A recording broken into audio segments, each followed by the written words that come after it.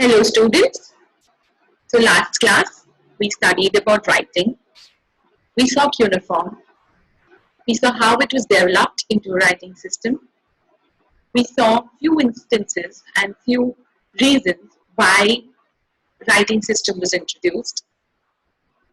You all also saw the development of the writing system, the need of the writing system, and the use of the writing system in the ancient times in Mesopotamia. Today, we will learn about literacy. We will also learn about the temples and kings. So, let's begin this chapter. Continue with it. Have you all finished your work? I hope you all have, because from this class, you all will get some question answers to solve. Yes? So, if you all do the work on the day I give it to you all, it will not bundle up together. It will keep a good space and it will give you enough time to work on every assignment. Okay, let's continue. So last class, you all saw that writing was used for keeping record, making dictionaries, giving legal validity to land transfers, narrating the deeds of the kings, announcing the changes a king had made in the customary law of the land, storing information, and for sending messages.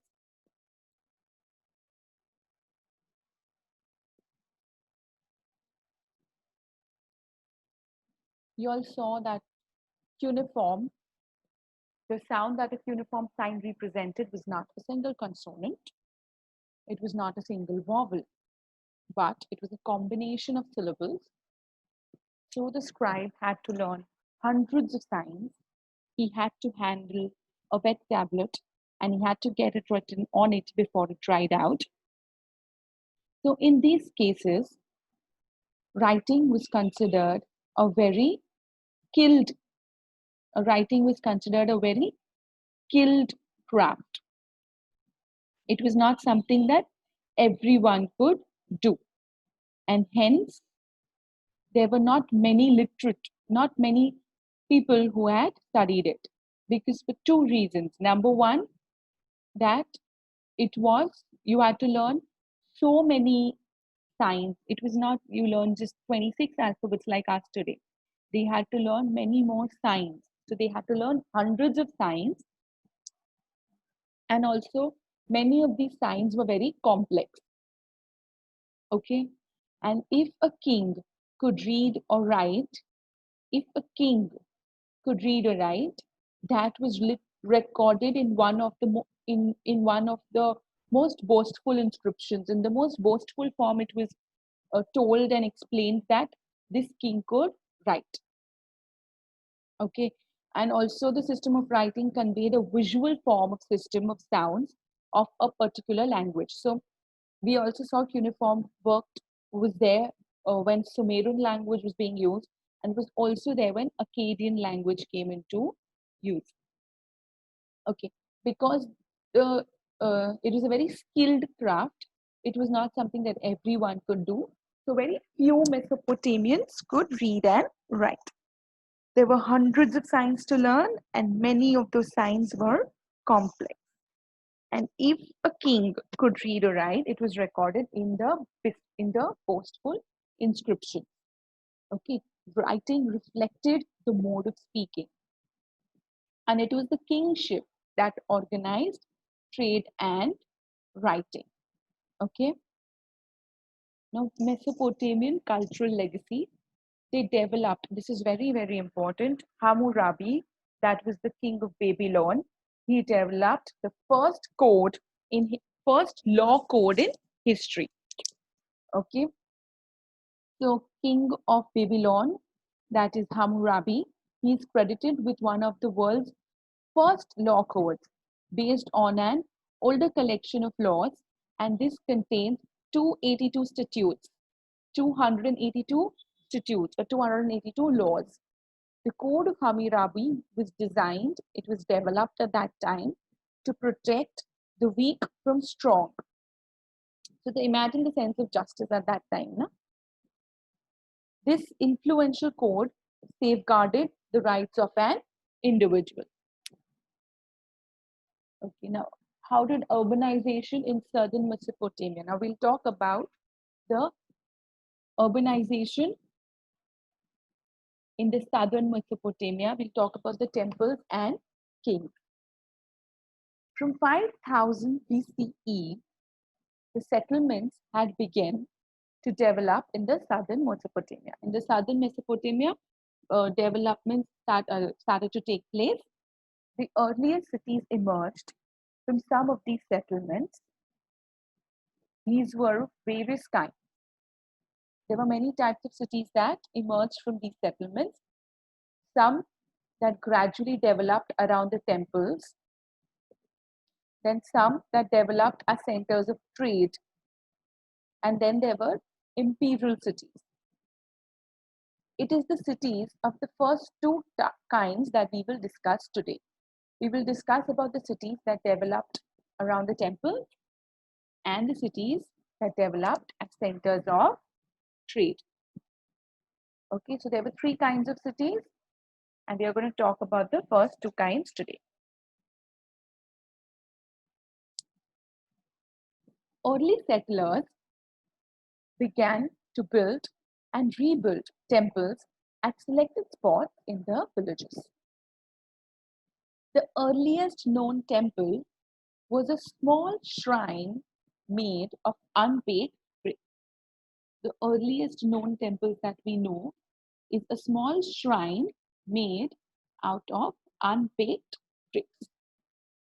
These temples were the residences of various gods.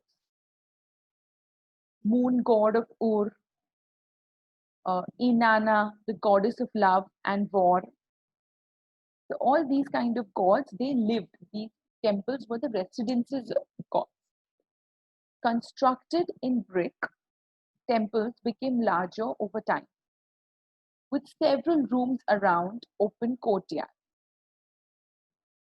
Some of the early ones were possibly not unlike the ordinary house. So the early temples that were built, they were very similar to the houses, because temple was the house of God. But temples always had their outer walls going in and out at regular intervals, which no ordinary building ever had. The only difference between a temple and a house was the outer wall of the temple had the walls going out and in at regular intervals. And this was not what an ordinary building had. Yes? So there were polytheists that believed in many gods. Mesopotamians believed in many gods. They were polytheistic. They also believed in life after death. Okay. So the god was the focus of worship. To him or her, people brought grain, curd, fish. Okay. Some of the floors of the earliest temples, they have thick layer of fish bone. So we know that they were brought these kind of things. The god was also the theoretical owner of the agricultural field. Okay, so the god was also the owner of agricultural fields. In theory, they considered everything to belong to God. So this is the outer wall of the Inanna temple at Urukku. This is goddess Inanna.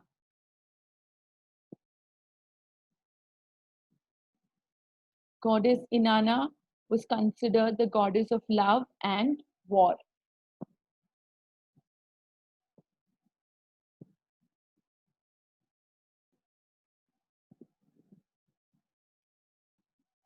This is also the Inanna temple at Urukku. Just have a look at it.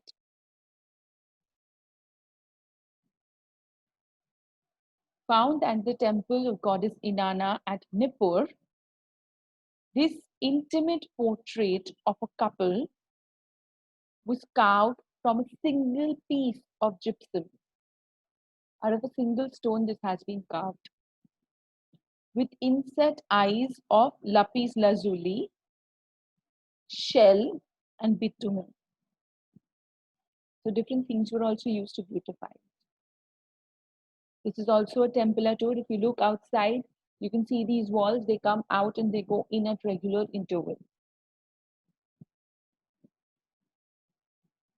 This is also a temple at Ur. The same temple, different angle. This is the moon temple. The moon temple, they believed in multiple gods. They also believed in moon god of Ur.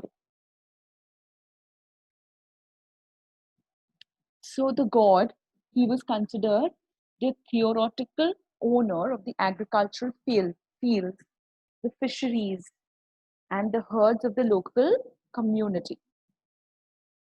In time, the processing produce, that is oil processing or grain processing, spinning, weaving of wooden clothes, etc. All this was done in the temple.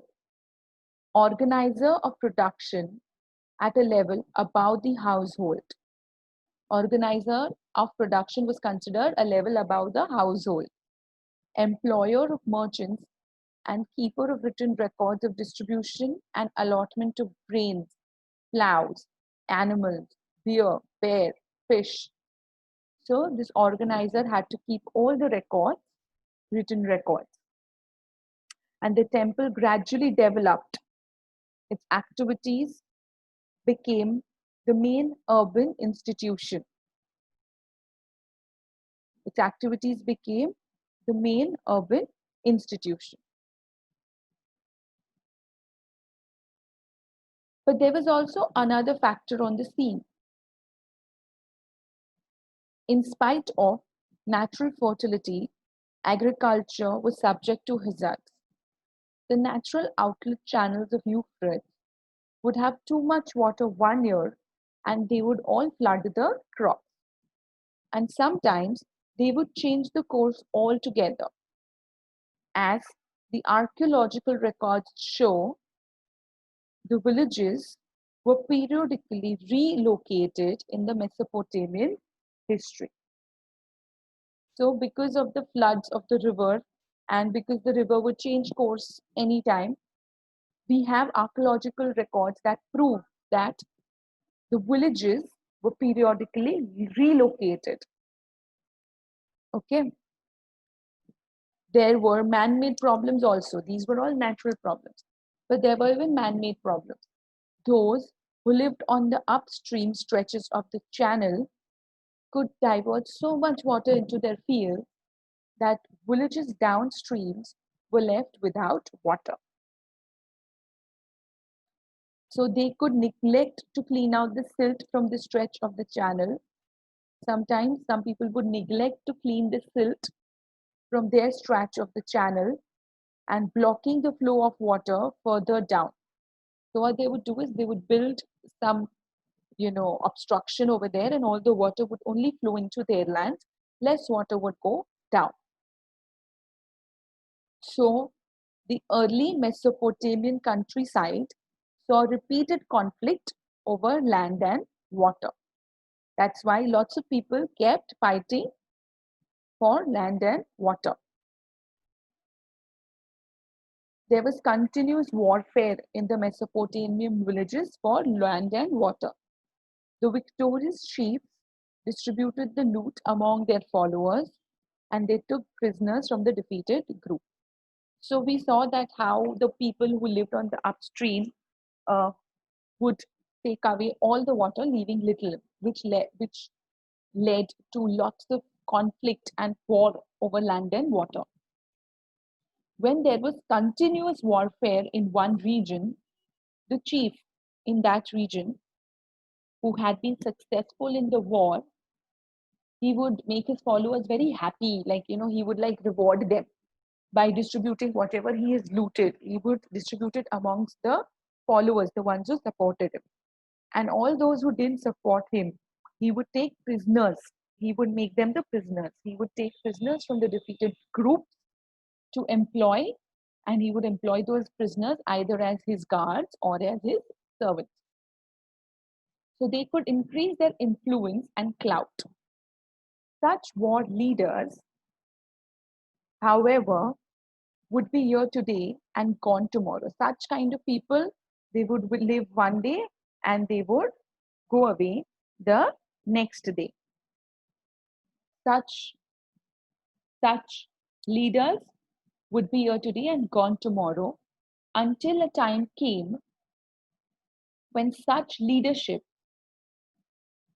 came to increase the well-being of the community with the creation of new institutions or practices. So such leaders, the ones who would reward his followers and take prisoners from the defeaters, these kind of people would ease out or wear away very easily. But there came a time when such leadership, instead of distributing things amongst his followers, his goal or his intention was to increase the well-being of the community. Okay, and how did he want to increase the well-being of the community? By creating new institutions and practices. In time, the victorious chiefs began to offer precious booty to the gods, and thus they started to beautify the community's temple. They would send men out to fetch fine stones and metal for the benefit of the god and community, and organize the distribution of temple wealth in an efficient way by accounting for things that came in and came out. So now some organization came into the temple. They started accounting for all things that came in the temple and that left the temple. That way, equal distribution could be done. So there is this poem about Emerkar that shows that the king's high status and authority, that shows that kings were given high status and authority to command the community, that they could command the community.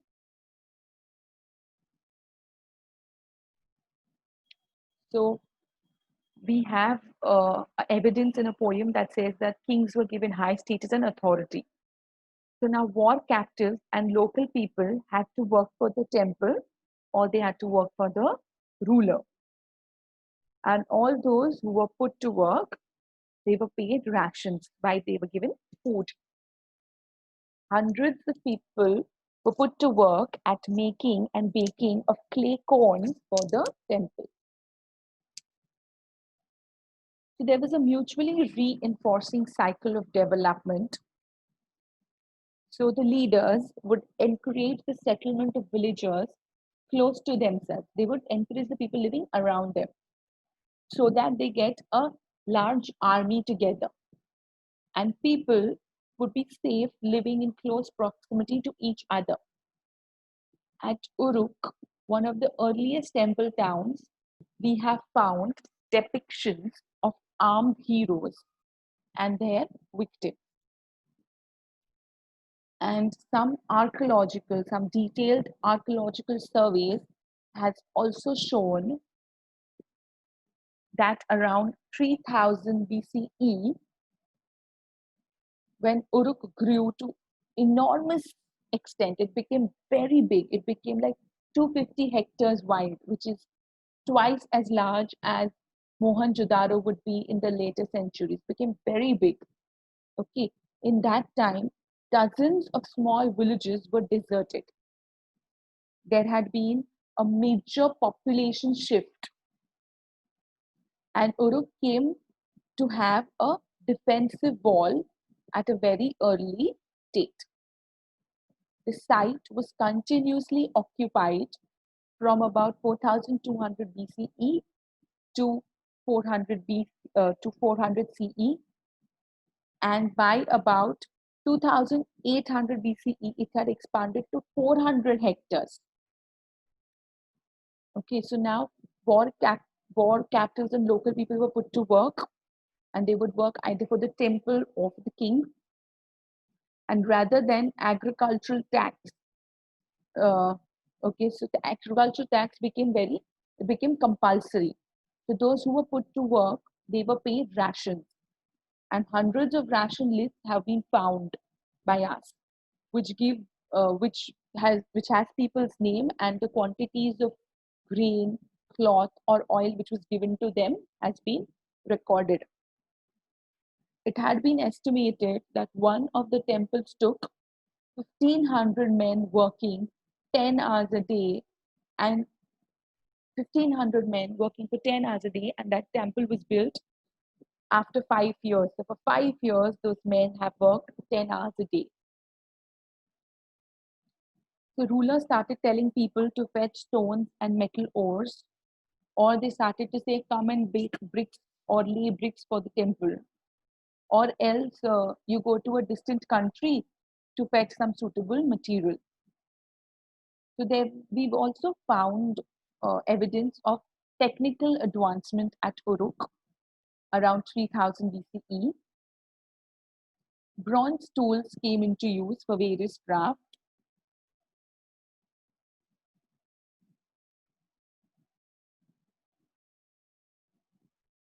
So bronze tools came into use for various crafts.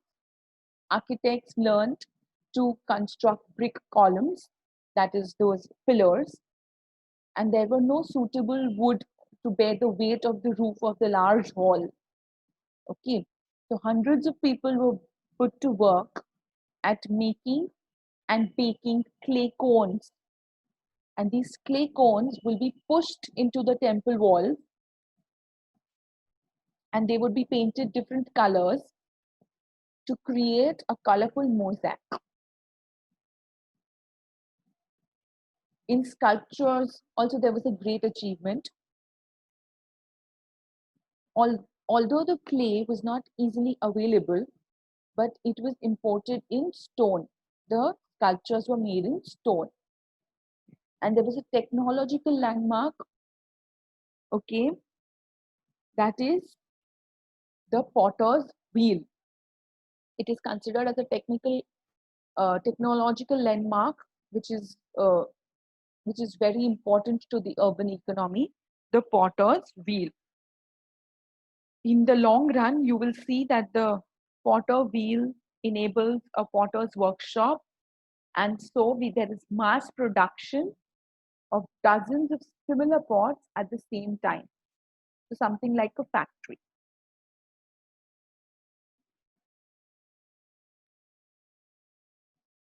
Okay.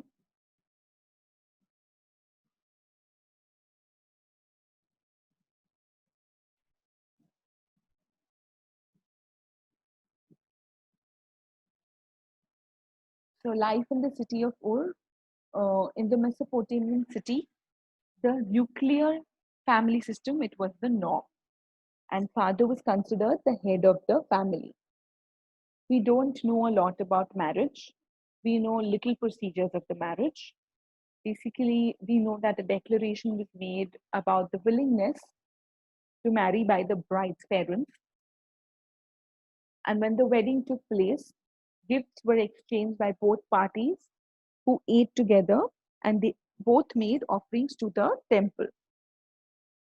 And the bride was given her share of inheritance by her father, and the father's house, herds, and fields, they were all inherited by the son. Yeah, I also wanted to share with you all about the seal, which is an urban artifact. In India, early stone seals were stamped.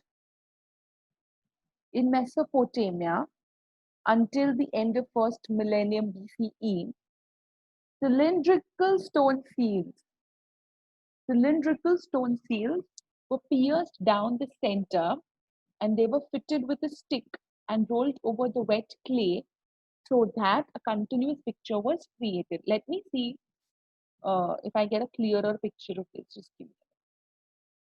So in India, we have found some seals that were stacked. But in Mesopotamia, we have found some stone seals, cylindrical stone seals. Okay, and let's see what they were used for.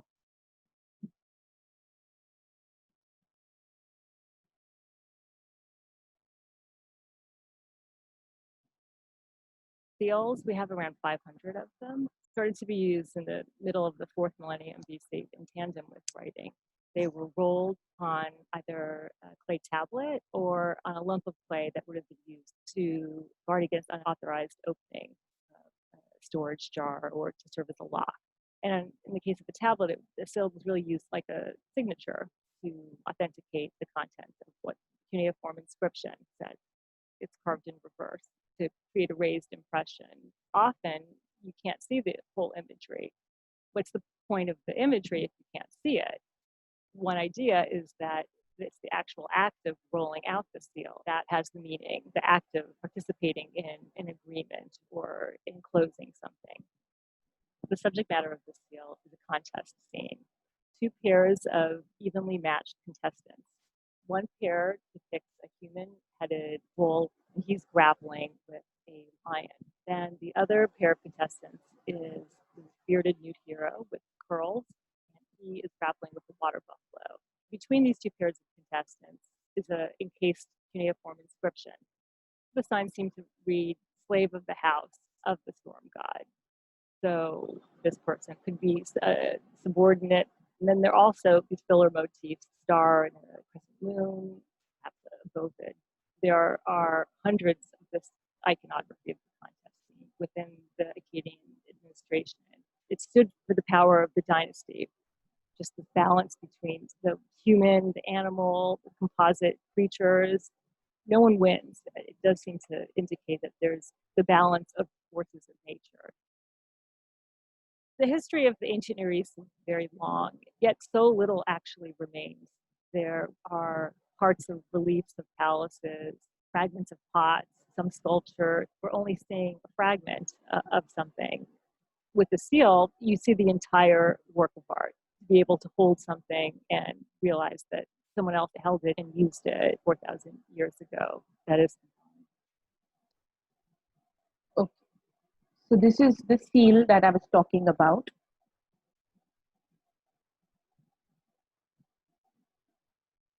So basically, there was a cylindrical stone, and in the center, it was fitted with a stick, and then it was rolled over a wet clay so that a continuous picture was created. They were carved by very skilled craftsmen, and sometimes they even carried writing. The name of the owner, his god, his official position, etc., was written. A seal could be rolled on a clay covering the string knot of a cloth package or a mouth of a pot. So the seal was rolled over clay, and it could also, this clay would be, basically covering the mouth of a pot, or it was only used to keep the contents safe. When rolled on a letter written on a clay tablet, it became a mark of authenticity. So the seal was the mark of a city dweller's role in public life. Okay, so this picture you will be able to clearly see in your textbook. Somehow it is showing blur here. 5 early cylinder seals and their impressions are given. So now what you have to do is, this is your homework for this class. You will describe what you see in each of these impressions, and can you see any cuneiform script on them? Yes? Okay, so with this I end the class. Stay home and stay safe.